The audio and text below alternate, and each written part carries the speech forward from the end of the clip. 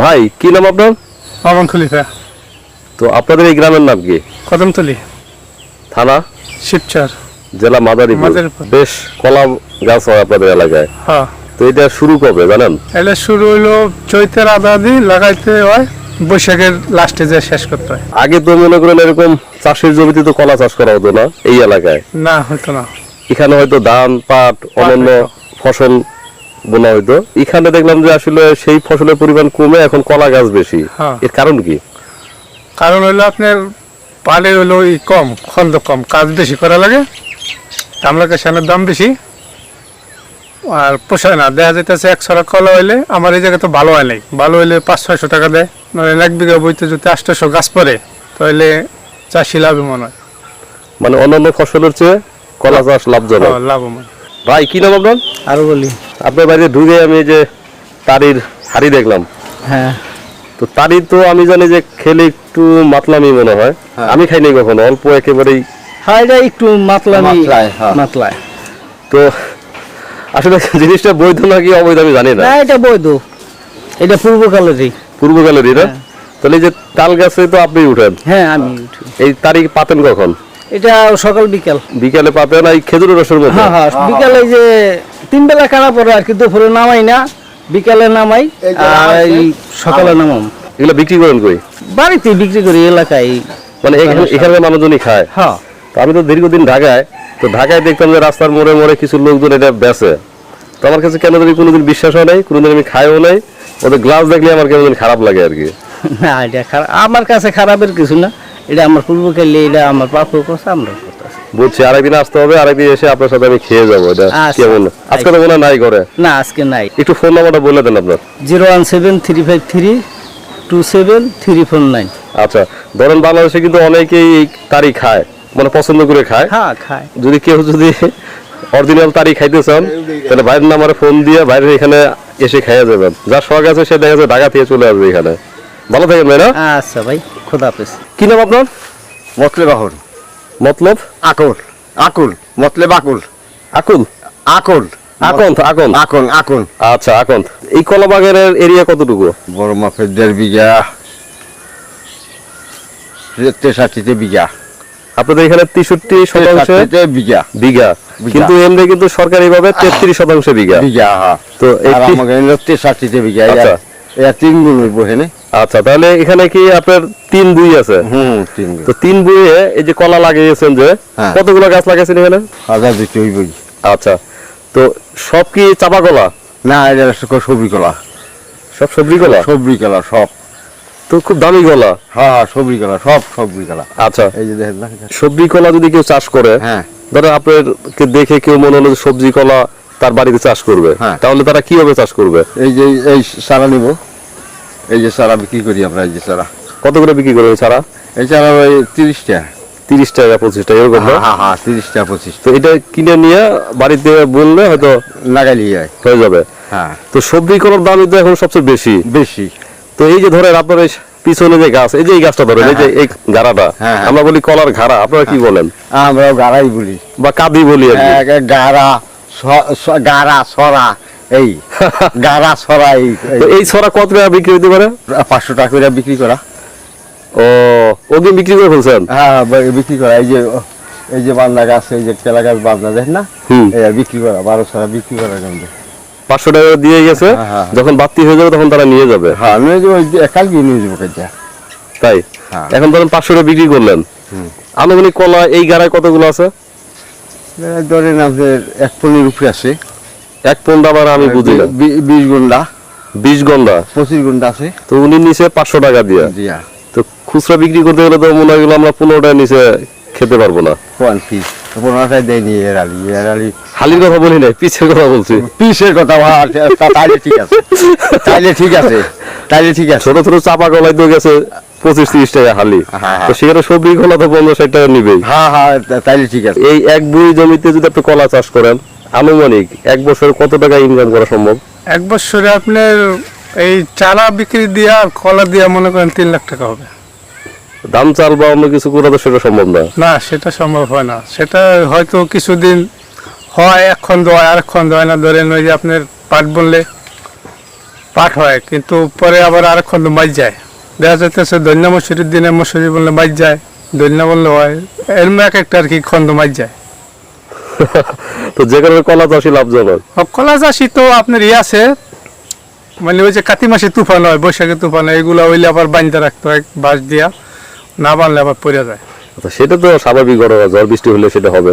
হ্যাঁ। এখন আমাকে বলেন যে ধরেন আপনার 63% তো যেহেতু এক ভুঁই, হ্যাঁ তো আপনি যদি 2 ভুঁই জমি চাষ করেন হ্যাঁ তাহলে তো আপনার বিদেশের টাকা দেশে কামানো সম্ভব। হ্যাঁ, সেটা হয়, সম্ভব না? সম্ভব। ধরো আপনি মালয়েশিয়া গেলেন, কত কামাবেন? 50, 60, 70। হ্যাঁ, কিন্তু এভারেজে কিন্তু 2 ভুঁই কলা গাছ লাগালে কিন্তু এই দেশে 5 বেশি ইনকাম করা সম্ভব। হ্যাঁ। তো আপনি কি দেশে বাইরে গেছেন কখনো? আমি আসছিলাম দুবাই, আসছিলাম হলো আপনার 8 বছর, 2007-এ গেছিলাম, 15 লাস্টে আইছি। আচ্ছা, তাহলে আপনার অভিজ্ঞতা 2 দেশেই আছে। হ্যাঁ। একটু আমাকে বলবেন কাইন্ডলি যে আপনি কি তখন আর্থিকভাবে ভালো ছিলেন না এখন? ওই সময় তো মনে করেন কর্মজীবন কম ছিল, বিয়ে করছিলাম, বাচ্চা কাচ্চা হয় নাই, এখন এইগুলো নিয়ে লাভবান আছি। এখানে প্রয়োজনে বাইরে কয় বাইরে যেতে আমি খুশি না, আমার দেশে ভালো লাগে। দেখা যাইতেছে 1-2 কাজ করি, নিজের কাজ করি, নিজে রেস্ট করি, আবার মন চাইলেও সন্ধ্যা তৈরি করলাম, না করলাম, তারপরেও এইগুলো নিয়েই মোটামুটি খুব ভালো আছি এখানে খাইলে। আর একটা লাভ আছে, ধরেন আপনি তখন 50,000 টাকা মাসে ইনকাম করতেন, ধরেন হ্যাঁ এখন আপনি ধরেন 40,000 ইনকাম করেন মাসে। হ্যাঁ কিন্তু এই যে বাবা মা ভাই বোন আত্মীয় স্বজন নিয়ে চীনা পরিবেশ, চীনা আবহাওয়া, তো আমার মনে হয় যে ওর চেয়ে 10,000 কম ইনকাম হলেও এখানে সেটা লাভজনক। হ্যাঁ, শান্তি আর কি। শান্তি না? হ্যাঁ এই যে বাচ্চাগুলো নিয়ে সাথে একসাথে নিয়ে থাকেন, সুখ দুঃখ ভাগ করে নেন, হ্যাঁ। সেটা তো বিদেশে থাকলে সেটা সম্ভব না। না, আর বিদেশে তো মনে করেন একদম ঘড়ি ধরে চলতে হয়, হয় টাইম টু টাইম। তারপর নিজের রান্না নিজে করতে হয়, নিজের কাপড় নিজে কাচতে হয়, হ্যাঁ আবার একটু সময় পেলে আবার আগে কাজে চলে যেতেন, ওভার টাইম করতে। হ্যাঁ। আর এখন যদি ওই শ্রমটাই যদি এখানে দেন, ওই শ্রম তো আর এখানে দেন না আমার মনে না, হয়। হয় না।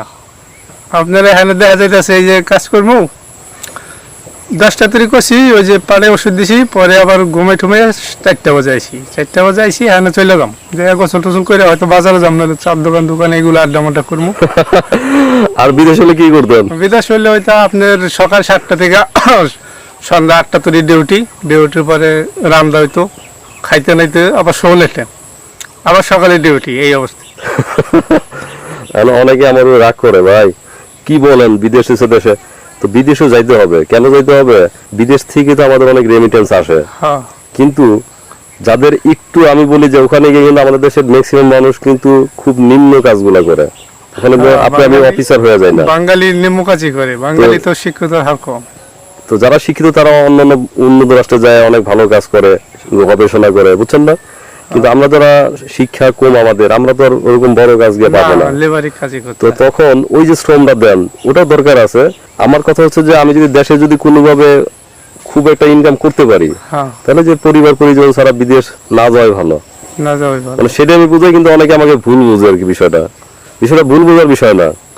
বিষয় হচ্ছে আমি যদি যারা দেশে কাজ না করে, দেখা যাইতেছে আমি হয়তো সিটি লইছি করতে পারি, অনেকে দেশে কাজ ভালো লাগে না, বিদেশে একটা ঝুঁকি নিয়ে বই রয়েছে যে বিদেশে যাবো, তারপর তার দেশের কাজ ভালো লাগবে না, তাহলে ওই জায়গায় গেলে আবার মনে করেন ভাববো যে না, আমি দেশে ভালো ছিলাম, দেশের কাজ করলে ভালো থাকতো। এই যে আপনাদের এলাকায় প্রচুর গাছ, মানে আমি তো অনেক জায়গায় যাই, কিন্তু এই এলাকায় ধরেন আমি পানের বরজ দেখলাম, বড় বড় তাল গাছ, খেজুর গাছ, তারপরে ধরেন কলা গাছ, বিভিন্ন রকম গাছ কিন্তু আপনাদের এলাকায় বেশি। হ্যাঁ। এই সব জমিতে তো একসময় হয়তো আপনার ছোট সময় বা আরো বেশ কয়েক বছর আগে হয়তো এখানে ধান চাল অন্য কিছু ধান পাট হতো, তো সেটা আপনারা বাদ দিয়ে কলা শুরু করলেন কবে? কলা শুরু করলাম এই যে এই কলা কাটিয়ে আবার আপনার এখানে আবার পানের বড় না সেটা হোক, মানে কলাটা মাথায় কিভাবে আসলো এবং কবে শুরু করলেন আপনারা? কবে শুরু করলাম চিন্তা ভাবনা করলাম যে আমরা আগে 70 আনছি, 70 নাম শুনেন নাই? হ্যাঁ হ্যাঁ, 70 আমরা এই খেলার বুক আনছি। আচ্ছা, তখন আপনার চিন্তা করলেন যে যশোর থেকে আনতে হয়, হ্যাঁ। তখন আমাদের এলাকায় আমরা চাষ শুরু করি। চাষ করবো আমরা, এই যে পানের বড় চাষ করবো, এই যে বড় বাইঙ্গেল এই যে চাষ করছি। আচ্ছা, তাহলে এক জমিতে আপনার দুটো চাষ করেন। হ্যাঁ। কলা উঠে গেল, কলার সিজন কতদিন? কলার সিজনে যে আপনার এই নাগানে আপনার 3 বছর থাকবো আর কি। আর পানের বরসের মধ্যে কিভাবে করবেন আলাদা? পানের বরের মধ্যে না, এই 3 বছর উঠে গেলে গা এই একটা দিয়ে ছিঁড়া হয় দিন মারা মধ্যে উঠে আবার কলা গাছ আবার আপনার পানের বর করবো। আচ্ছা, এই যে পানির বর, ওই যে পানির বর, ওই পানির বর করবো। ওইটা আবার কতদিন থাকবে? ওইটা থাকবো আপনার নিচে 8 বছর। আবার 8 বছর পরে আবার গিয়ে কলা, আবার এই কলা গাছ লাগাম। তাহলে এইভাবে চলতেছে কতদিন ধরে একটু বলবেন? বহু অনেক বছর। বহু আমরা ওই দেখতেছি বাপ দাদাই। আচ্ছা, আমরা তো ছোট সময় জানতাম যে রামপাল কলার জন্য বিখ্যাত, বিক্রমপুরের রামপাল। আমি ওখানে গেছি, ওখানে আপনি গেলে অবাক হবেন, ওখানে আর কলা হয় না। হ্যাঁ, তো আপনারা যেভাবে চাষ করতেছেন, আমার মনে হয় যে আপনাদের মাটির উর্বরতা থাকবে বেশি দিন, কারণ আপনারা কলার পর আবার ইয়া চাষ করেন, পানের বরজ। উল্টা উল্টা পুল্টা হ্যাঁ, করে শুধু কলা থাকলে কিন্তু খুব বেশি দিন লাস্টিং করবে না। লাস্টিং করে না জমিনে। কথা ঠিক আছে আপনি। পানের বরজের এই ব্যবসা বেশি, দ্বিতীয়ত কলা বাগান। ও প্রথম পানের বরজ, হ্যাঁ, ওটা তো বেশি লাভজনক। ওটা বেশি লাভজনক। সেকেন্ড কলা বাগান। সেকেন্ড কলা বাগান। ভাই কি নাম আপনার? নাম সুজিনিয়া। পান চাষ কবে থেকে করেন? আমার জন্মের আগের তো এই যে বরজ কয় বিঘার মধ্যে করছেন? আছে বিঘানি। তো আপনারা এখানে চারা উৎপাদন কিভাবে করেন? চারা আমরা এই একবারে লাগাইলে একটা গাছে থেকে 4-5টা করে চারা হয়, এটা দিয়ে আর কি ছড়ায়। ছড়ানোর পরে কেউ কেনে, কেউ নিজে লাগায়। আচ্ছা, এবার আপনি ধরেন যে আপনার এখানে এই গাছটা তো কলা কেটে ফেলছেন, এই যে, হ্যাঁ, তো এই গোড়ায় যে গাছটা আছে এটা থেকে আর একটা কলা গাছ হবে? এইটা গাছে আর কলা হবে না, এটা তো হবে না? চারায় চারায়। এই যে চারাটা, হ্যাঁ, তো এই চারাটা কি এখানে রেখে দিবেন না বিক্রি করে দিবেন? এই চারাটা এখানে আর এবার রাখবো না, এবারে এখানে বর করবো। বর না করলে একটা রাখতাম, ও, একটা পানের বরজ করবেন? হ্যাঁ। আচ্ছা, এই চারা কি করবেন তাহলে? চারা হয়তো অন্য জায়গায় নিয়ে লাগাইছি, ওই যে ওই খেতে লাগাইছি।